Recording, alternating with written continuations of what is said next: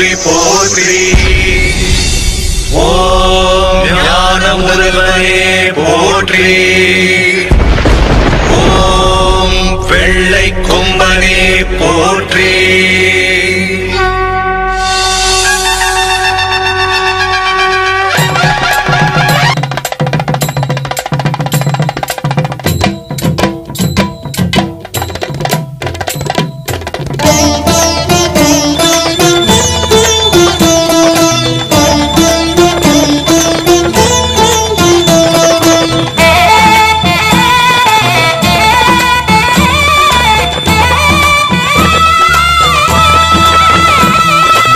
ஆவணி வந்தது புண்ணிய சதுர்த்தி நாளும் பிறந்ததம்மா.